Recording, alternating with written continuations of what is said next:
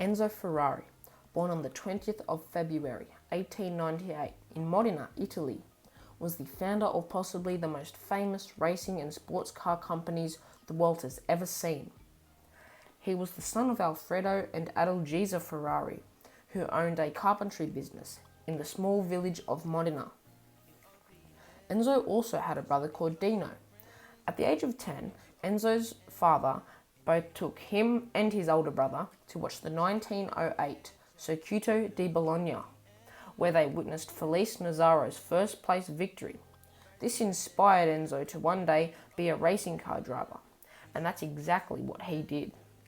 When World War I broke out in 1914, his older brother Dino went off to fight, where it was later found out that he had died of some sort of flu, which his father also died from.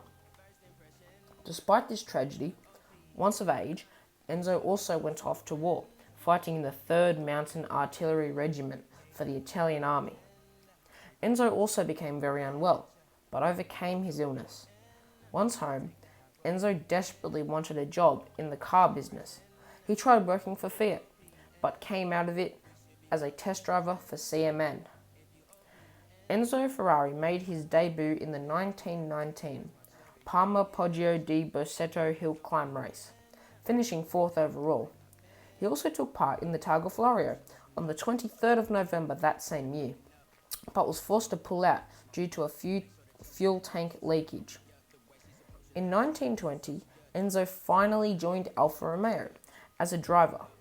He won his first Grand Prix in 1923 at Ravenna on the Savio circuit, but 1924 was Enzo's most successful year of all.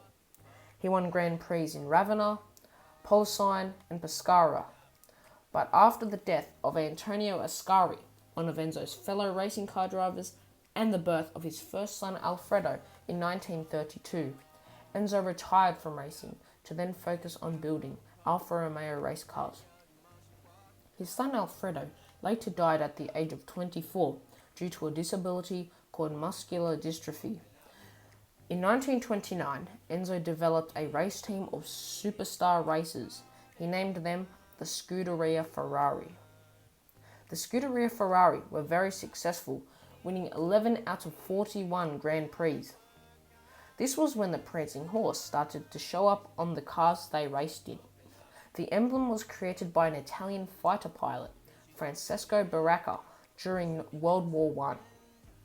In 1937, Scuderia Ferrari returned to Alfa's racing team, but after a disagreement between Enzo and the managing director of Alfa Romeo, Ugo Gabatto, Enzo left once and for all.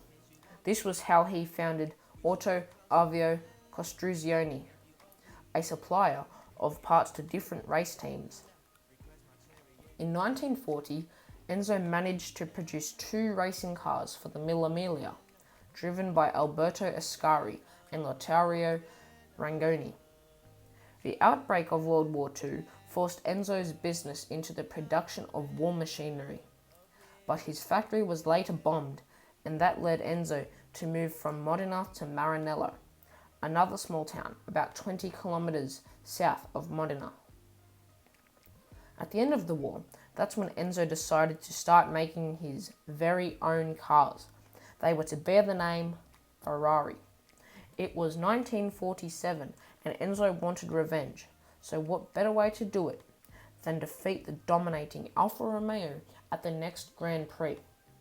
Ferrari's first major win was at the 24-hour Le Mans later that year.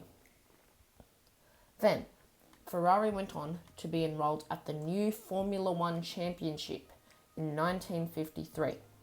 Ferrari made their first and only appearance at the Indianapolis 500 in order to finance Enzo's racing endeavours. This led Enzo onto making Ferrari sports cars. Enzo's decision to continue racing in the Mille Miglias brought many more victories to Ferrari until something happened. In 1957, Ferrari produced the Ferrari 335S for the upcoming Mille Miglia. Alfonso Di Portago was driving the 335S at 250 kilometers per hour when suddenly one of the tyres burst, causing the car to crash. Alfonso, the co-driver, and 9 spectators were killed. Not long after this tragic event took place, Enzo was charged with manslaughter. After a long criminal prosecution, it was eventually dismissed in 1961. Many of Ferrari's victories were at Le Mans during the 1960s, where Ferrari won 9 times and 6 of them were in a row. By the end of the 1960s, Ferrari was struggling financially, so Enzo offered Ford the chance to buy the firm.